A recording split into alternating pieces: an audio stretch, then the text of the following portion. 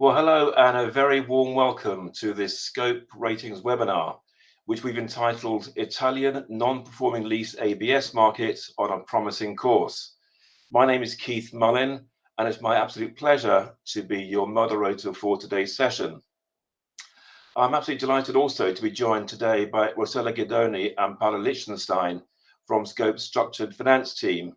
Now, in a moment, Rossella and Paula will take you through a presentation, and after that, we'll be very happy to take your questions. Now, there is a questions function on the platform here. So as Rossella and Paula are talking, please feel free to type in your questions and we'll do our best to answer them at the end. Now, as Paula and Rossella will explain, Scope expects up to €1 billion of non-performing Italian lease ABS over the next year. But as I'll explain, this emerging asset class does have some unique complexities and challenges.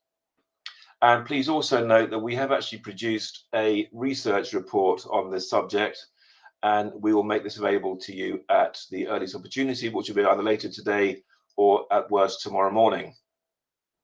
So that's it from me. So without further ado, I'm absolutely delighted to hand the floor to you, Rossella, who I believe you're going to kick us off. So good to see you, and over to you.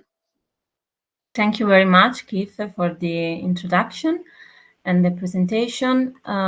So as Keith already introduced, actually today's webinar is going to vert on the three key main challenges that we foresee for the non-performing lease asset class.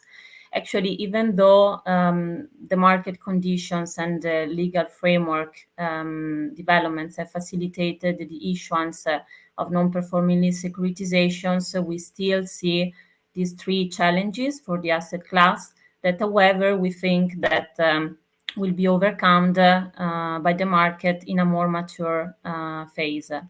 The first challenge regards the timing of recoveries, because for non-performing lease, the total recovery timing is volatile and uncertain, as it depends highly on the length of the repossession phase, the regularization phase, and the sale phase for the leased assets. These three phases ultimately lead to the sale in the open market of the leased assets, but all of them are a prerequisite for the servicer recovery strategy. For example, in case of complex and illiquid assets, if some real estate anomalies are found, the total recovery timing increases. The same happens if, for example, there are some constraints with some municipalities or some environmental issues. All these kind of situations and findings can contribute to make the total recovery timing volatile and uncertain. We will talk later on into more details about this first challenge. The second one regards the recovery costs, because the lease recovery costs are material and volatile. They are actually, let's say, higher than the NPL costs and of a different nature, because most of the recovery lease costs have a recurrent nature, so they are also a function of the time, and most of them are related to the property management activity that is conducted by the servicer in relation to the leased property. While in case of non-performing loans, most of the recovery costs have a legal nature and are one-off legal costs.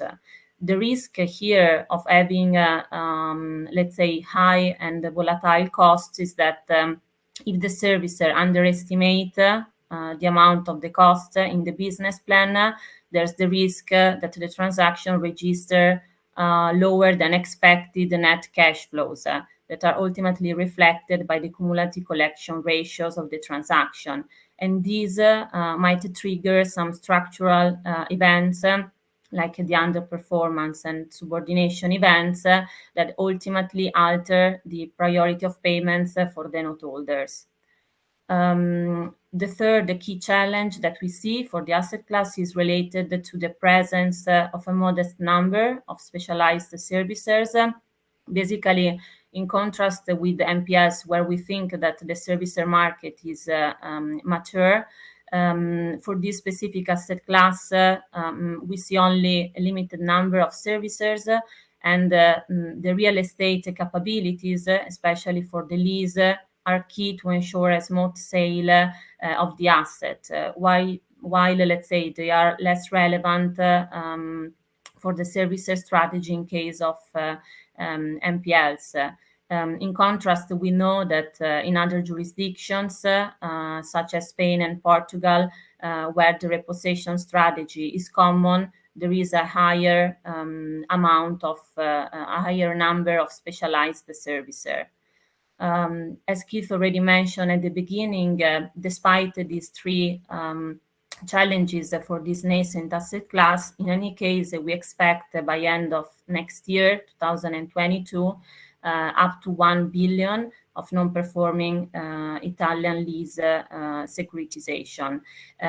This will be partially driven by the defaults following the expiry of the payment holidays, so the moratoria ending in December 2021.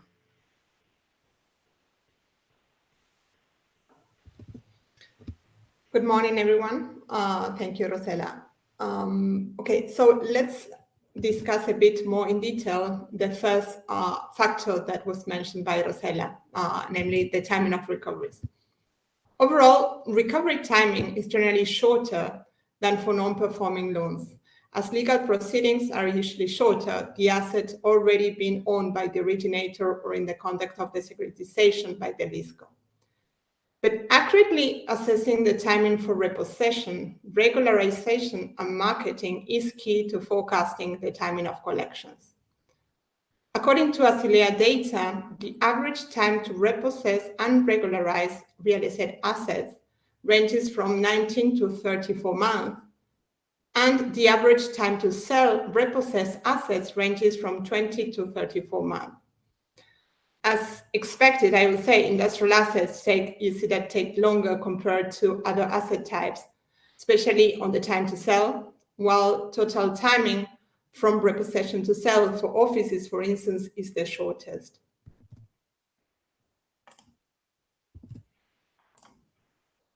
There are several factors that may contribute to the delay in the repossession and regularization phases.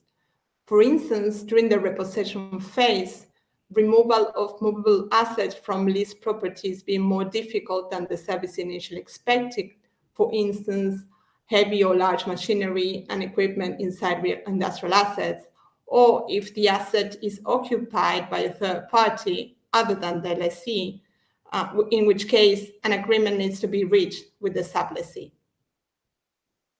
Once a leased asset is repossessed, the regularization phase begins. A common practice, however, to shorten the overall recovery timing is to overlap the repossession and the regularization phases. During the regularization phase, the cadastral, urbanization, and environmental activities are performed.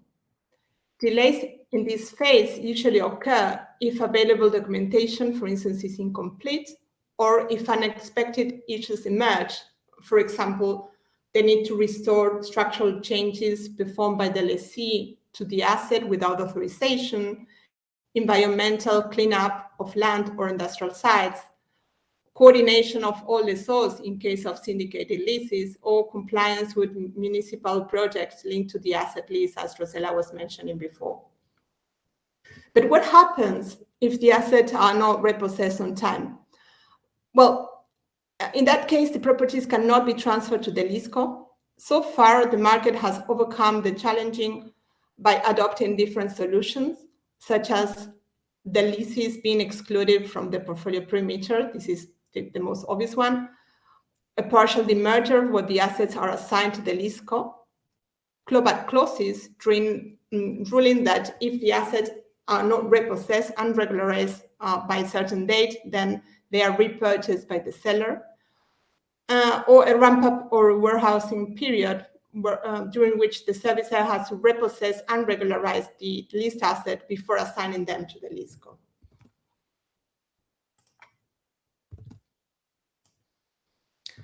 So once the repossession and regularization phases are completed and the assets are transferred to the leaseco, the asset is ready to be marketed. The time it takes to sell a repossessed leased asset depends on the asset type, the location, the market liquidity, and to some extent, it is also a function of the servicer's real estate expertise. If the servicer's real estate capabilities are limited, or if the servicer expertise is not extensive for certain asset types, the sale phase may take longer than average. For example, a servicer specialized in the sale of commercial assets may find it harder to sell industrial assets, which have different sales channels and buyers. Due diligence is key for a correct assessment of the timing for each recovery phase. It typically consists of different, different phases: the technical analysis to estimate the leased assets' associated cost, the legal analysis with the aim of identifying potential risk in relation to the asset's transferability, any missing documentation, or the presence of syndicated leases, as we were mentioning before, that may cause delays in the recovery timing.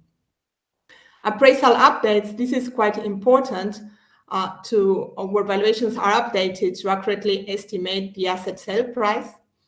A positive feature is that leased assets may be reappraised with full valuations after repossession. And finally, roll-up sessions, which are mainly dedicated to estimate assets' exit price and the time to sell.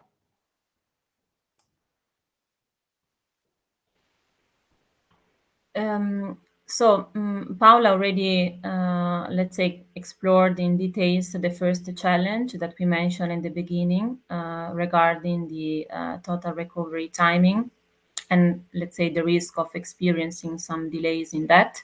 The second challenge that instead I mentioned in the beginning is related to the materiality of the recovery expenses and their volatility for the lease asset class. Now, the risk in this specific case is that the actual lease expenses deviate from the original servicer estimate in the business plan. As I already mentioned previously, this translates potentially in lower than expected net cash flows for the transactions that might trigger via the cumulative collection ratio these structural underperformance and subordination events that ultimately would accelerate the senior noteholder principal payment. So the estimate of the recovery expenses is particularly relevant for this asset class. Now, the real question is why the recovery expenses for lease are so high and uncertain. Let's first clarify one point. First, lease costs are material because they weigh between 13 and 15% of gross proceeds. Most of them are real estate property management costs, while legal costs are in a limited share. So let's say that on average, 92% of the total cost relate to the real estate recovery expenses, while just 8% relate to the legal cost. So we can argue that lease expenses in Italy are also comparable with other jurisdictions, such as Spain, Portugal, and Cyprus, where in any case, repossession is the core strategy. The fact that most of the recovery expenses for lease have a recurrent nature means that instead of being one-off costs, they depend on the time to sell the leased asset. And this ultimately means that if, for several reasons, there is a delay in the sale process of the asset, this can significantly increase the amount of the, lease real estate cost, ultimately eroding the noteholder's final proceeds. Clearly, as also Paula mentioned previously, costs are also a function of the servicer's sales strategy. What is interesting to notice here is that if the servicer changes the sales strategy for the asset and incurs into additional costs to make it more attractive for the investors, like, for example, CapEx, if still, despite having sustained these additional costs, the sale of the asset delays, then the additional costs that are sustained by the servicer might in any case offset any higher recoveries that might come from the first strategy. So not always the change in the sales strategy is beneficial from a credit perspective. It clearly depends on how capable is the servicer in managing the asset meanwhile and in carrying on a successful sales strategy for the asset. In this chart, in this table, we present an example of, let's say, the main type of cost in relation to the lease asset class, their frequency, and their presence for the non-performing lease securitisations versus the NPL securitisations. We also present the weight that they have on the total business plan cost.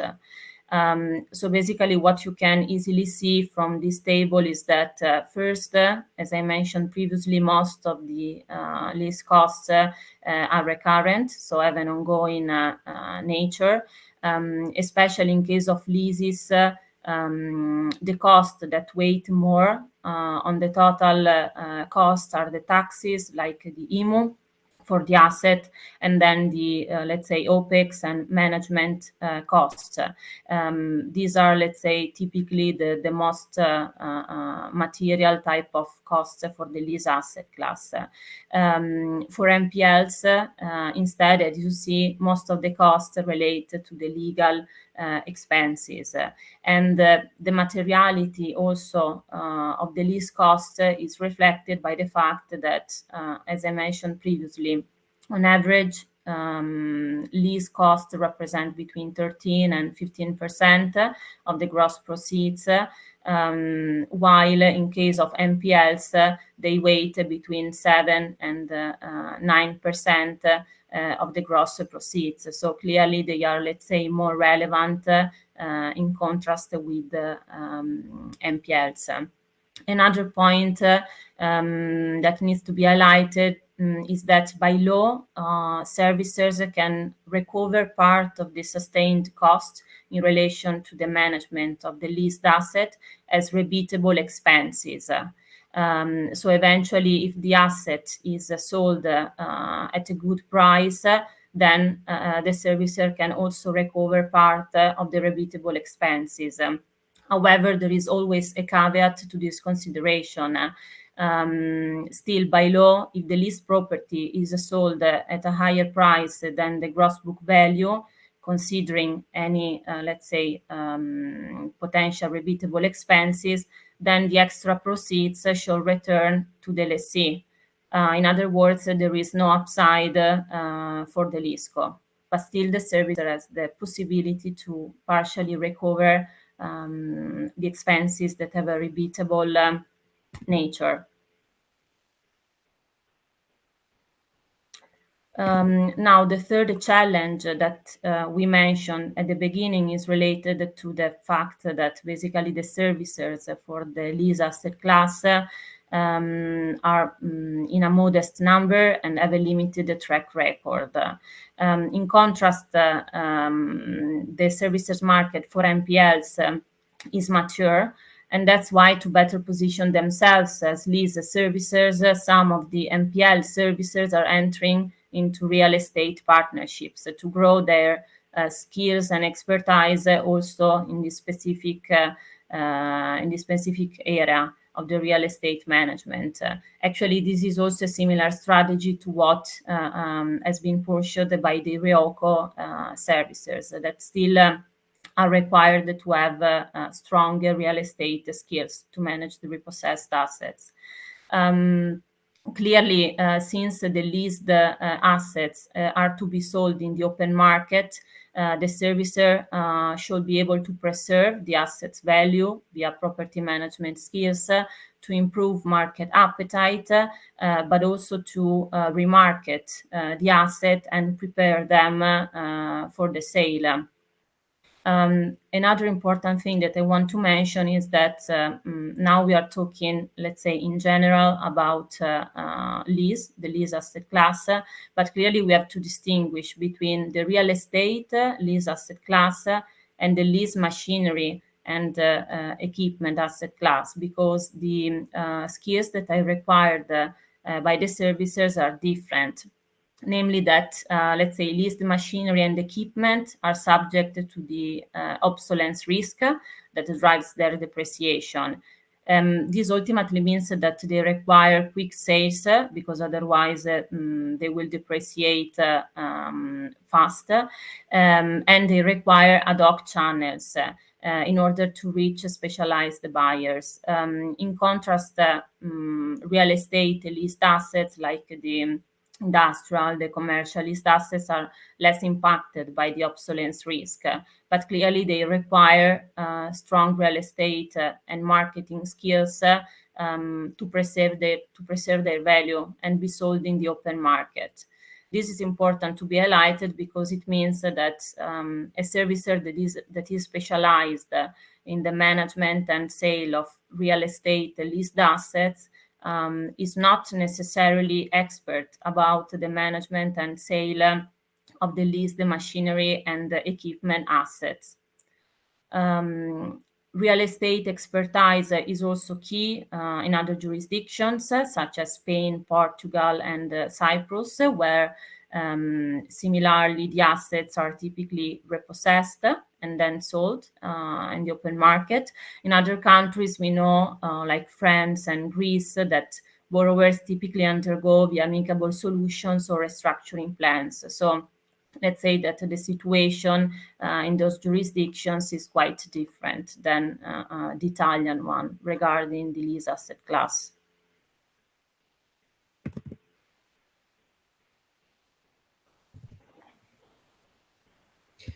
This table highlights the key differences between NPLs with and without a RIOCO structure and non-performing leasing transactions.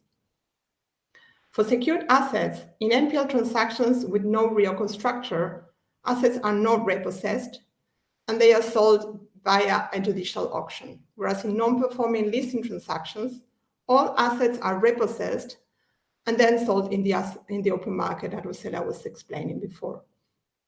For NPL transactions with a RIOCO structure, only a selected number of assets are acquired by the RIOCO and then repossessed and sold in the open market. The recovery timing in NPL transactions is relatively long, with an average WAL of 7 years. The timing mainly depends on the asset type, on the type of legal proceedings and the court assigned.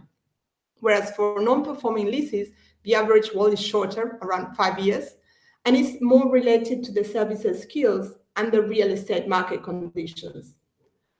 For NPLs with a RIOCO, the timing also partly depends on the servicer's skills and market conditions for the repossessed assets.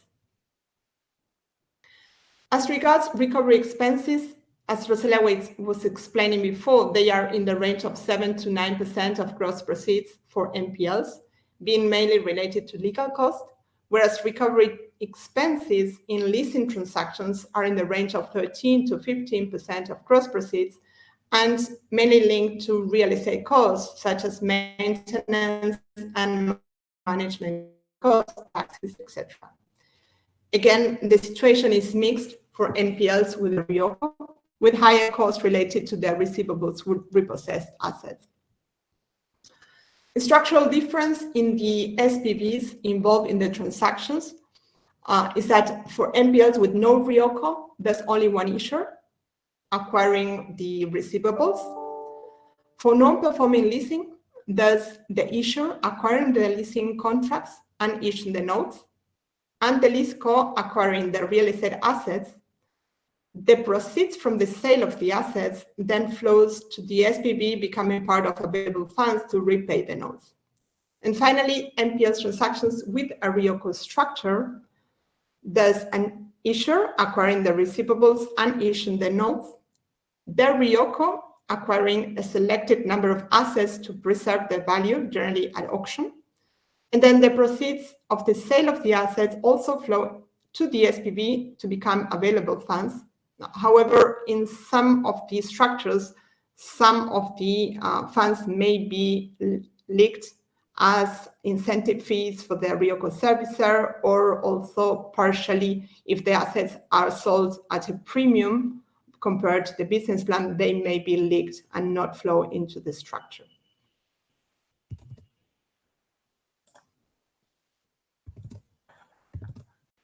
Here we provide, just to conclude the presentation, a snapshot on the non-performing lease market. So as you can see from the chart on the right,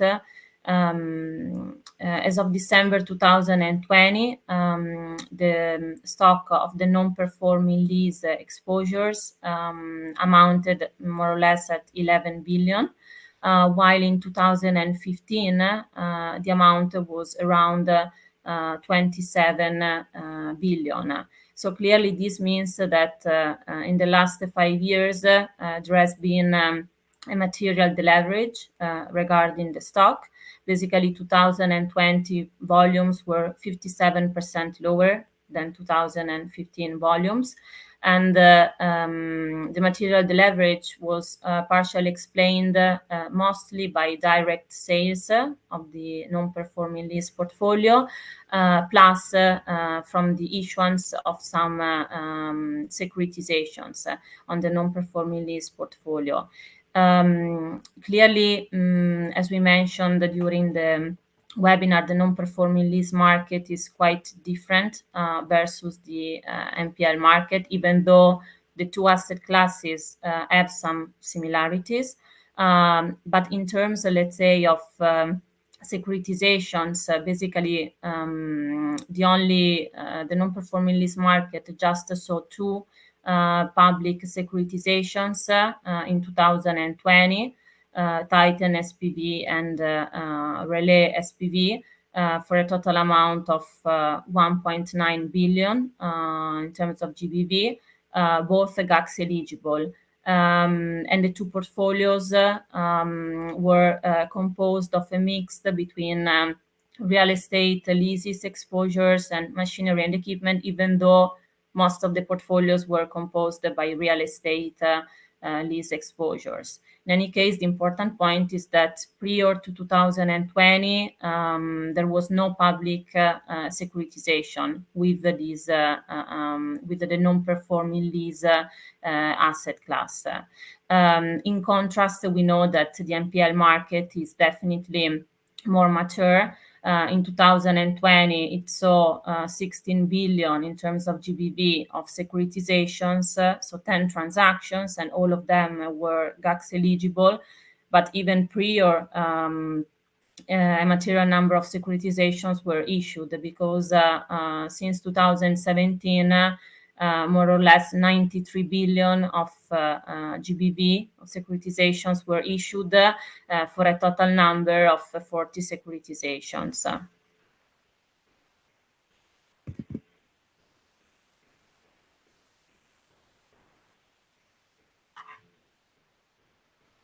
So with this, we concluded the presentation. So let's see if we have some questions then. Yeah, thank you very much indeed, Rossella and Paula, for that very detailed and very insightful presentation. And so please, as Rossella said, please do type in questions as you have them, and we'll try and answer them in the time that we've got left.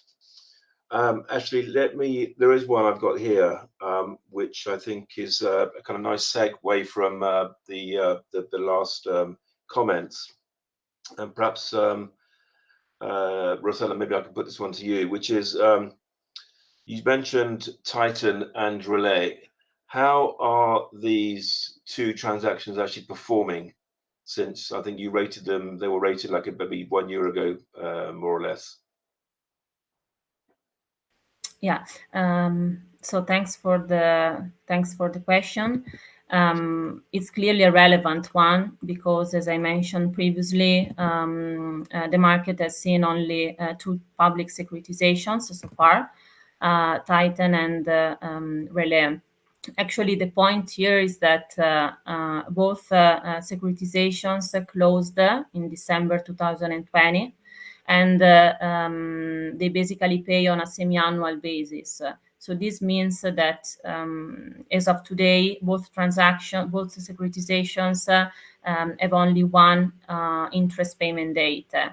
And the point here is that one interest payment date, we think that it's not enough to assess the performance of a securitization, and that's also why we typically exclude those securitizations from our semi-annual NPL report, because typically in the very first interest payment dates, the cumulative collection ratio of the securitizations are high, and this is due to the effect of both the ad interim collections, so those collections accrued from the portfolio's cutoffs until the transfer date, and what in the NPL world we call cash-in court proceeds, and what in the lease world we call, let's say, preliminary sales proceeds. So the proceeds are coming from some preliminary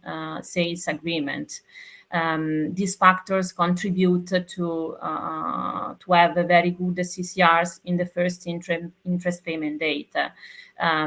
So let's say, to conclude the reasoning here, the point is that in reality, both the transactions, Titan and Relais, registered good CCRs, so good cumulative collection ratios above 100% in the first IPD, in the range of 134%. But as I said, it's premature, so it's too early now to assess their performance based on just one IPD. We would need at least, I think, 3 IPDs just to be able to analyze better their performance. Yeah, no, absolutely, it makes sense. There are some questions coming in. Paula, perhaps I could alert you to there's a question about costs and the repossession timing. Do you want to take a look and perhaps maybe read the question out and provide some feedback? Yes, of course. The question is, are there extra costs linked to the repossession, and that could be incurred if the repossession timing increases? Well, it depends. Let's say it depends mainly on the structure that is decided. Because if the repossession activity is performed before the securitization, so that assets are already repossessed and regularized before being securitized, then these costs are usually incurred by the originator, not structural costs paid by the issuer. And the timing, the impact on the timing would be the timing of the securitization where it's launched. If in case they are, let's say, these activities are happening after closing, for at least for a portion of the assets, then this could actually increase the timing for recoveries.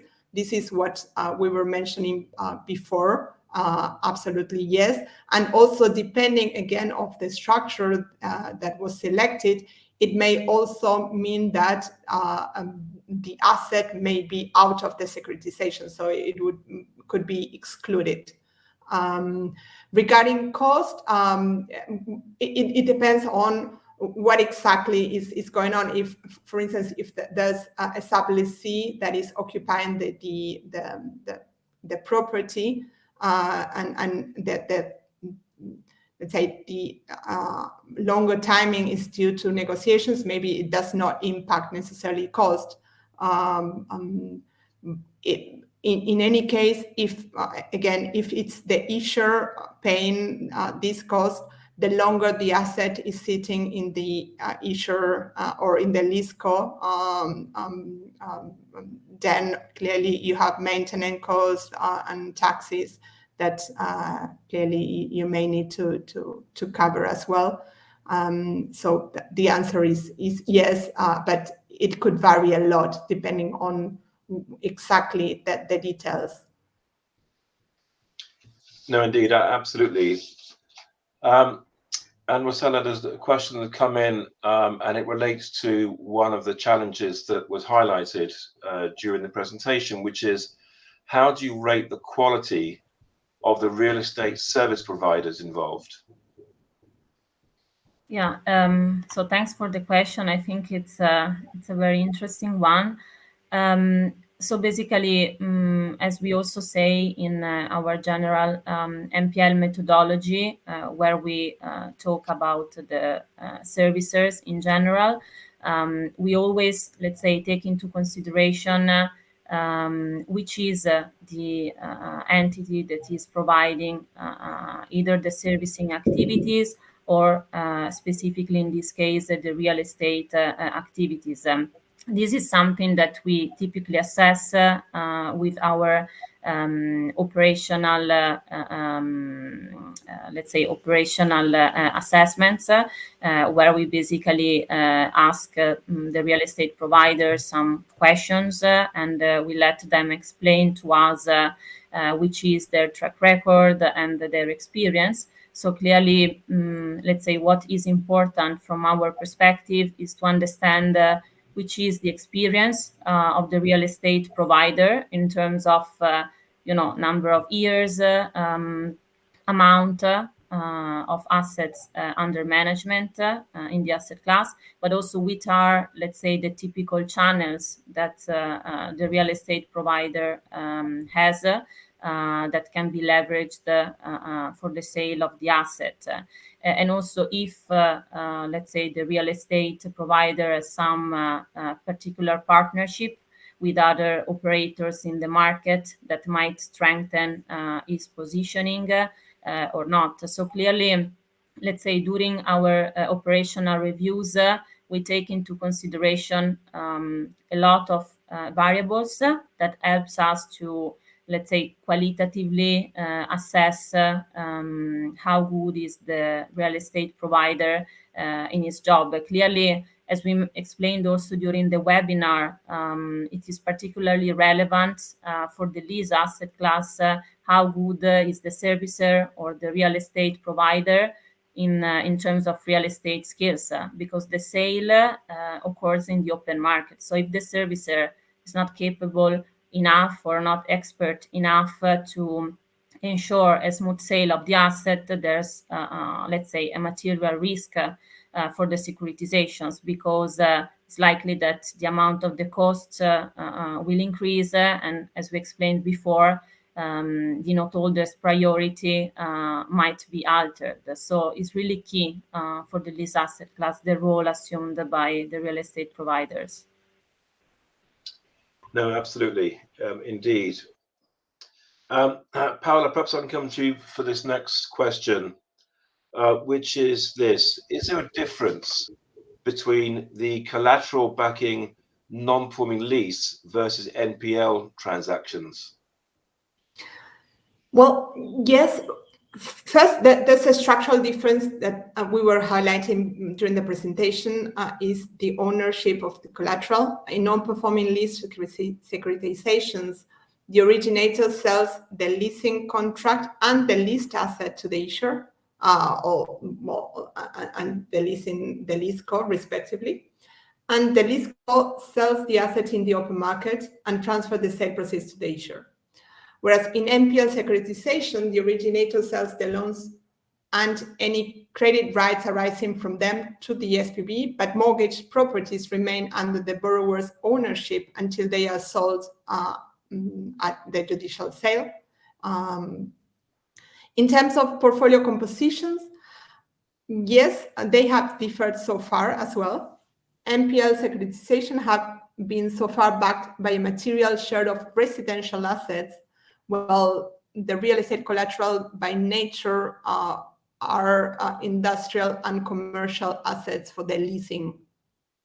So this is also something that we have taken into consideration when we analyze both type of transactions. Indeed. Okay. Thanks. And I got one more. Perhaps I can go back to you, if I may, Rossella, which is going back to the Relais and Titan transactions. Did they show a similar portfolio composition, since they were both rated BBB for the Class A? Okay, thanks. Thanks for the question. That is an interesting one, actually. So I would say there's not really a straightforward answer in a way, because I mean, despite the rating that was assigned to the senior notes, for certain, let's say, high-level aspects, we can argue that the portfolios were similar in Relais and Titan. Because, for example, most of the leases were related to corporate borrowers, as it is also actually natural for the lease asset class. And mainly, as I mentioned also previously, most of the leases were real estate leases rather than machinery and equipment that were only in a smaller share in the portfolio. So let's say from a high level perspective, yes, they were similar, but then technically speaking, they got some material differences that were ultimately reflected, especially from the timing perspective. Because, for example, Relais portfolio had a lower share of repossessed and regularized assets versus Titan portfolio. So I think that it was something around 24% for Relais versus basically 60% for Titan. This at closing. So this basically explained a higher weighted average life for Relais securitisations versus Titan. In Relais, I think it was around 5.5 years, while in Titan it was around 4.5 years. Then regarding instead the portfolio composition in terms of type of real estate lease, industrial leases weighted about half of the total asset value for Titan portfolio, while in Relais, most of the asset value was related to commercial real estate leases that weighted around 56% of the portfolio.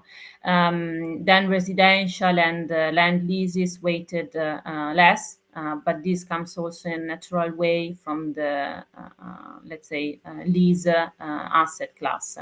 Another difference was related to the type of valuation, because in Titan, there was a higher share of full and drive-by valuations, while in Relais, there was, let's say, a smaller share.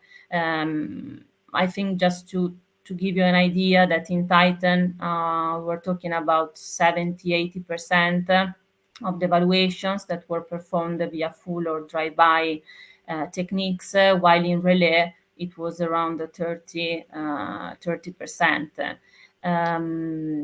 So let's say, as I explained, both in terms of stage in the repossession and regularization phase, and in terms of real estate lease composition and type of valuation, the two transactions differed. Overall, let's say the net effect of a different composition was in any case not that high, because the final recovery rate that we saw for both transactions were very similar, in a range between 40 and 45%, basically, of the GBV. Okay, thank you for that. I have no more questions at this stage. So, Paula and Rossella, unless you have anything more to add, perhaps we could close the session. So let me, before we do close, thank you both very much to you, Paula and Rossella, for your very insightful comments on this emerging asset class. And thank you to you for tuning in and watching. I hope you found that interesting and helpful and insightful. Scope Ratings is doing a lot of these sessions now as a function of its outreach to the market. And so we do have the regular sessions, and we will be back hopefully soon with another structured finance webinar. But in the meantime, thank you again for watching, and we wish you a very successful rest of day, and we'll see you soon. Again, goodbye for now. Thank you very much. Thank you very much. Have a good day. Bye. Bye.